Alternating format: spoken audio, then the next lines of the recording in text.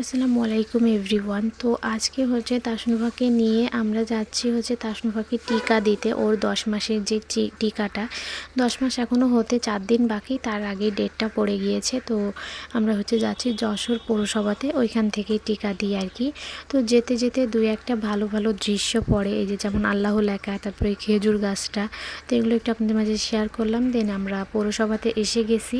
এই যে অনেকেই এখানে দিচ্ছে, বাচ্চারা কান্নাকাটি করছে। আর আমাদের দেওয়া শেষ, দেওয়ার পরে বাবু কাঁদছিল, কারণ ওর একবারে 3টা দিয়েছে। তো তার জন্য একটু কান্নাকাটি করছিল। তাই আমরা আবার পাশে একটা পার্ক ছিল, সেই পার্কের ভিতরে তাকে ঘোরাইতে নিয়ে আসলাম। তো এই যে দেখতে পাচ্ছেন, সে তার বাবার কাঁধে উঠেছে। আর কাঁধে উঠলে তার 7 গুণ মাপ হয়ে যায়, কোনো সমস্যা নেই। কান্না থেমে গিয়েছে। দেন কান্না থেমে গেলে আমরা এবার বাসায় ব্যাক করতেছি। এই যে দেখতেই পাচ্ছেন, যেহেতু রোজা ছিলাম, এই রোদের ভিতরে অনেক বেশি কষ্ট হয়ে যাচ্ছিল। যাই হোক, ভিডিওটি কেমন লাগলো অবশ্যই কমেন্ট করে জানাবেন। সবাই ভালো থাকবেন।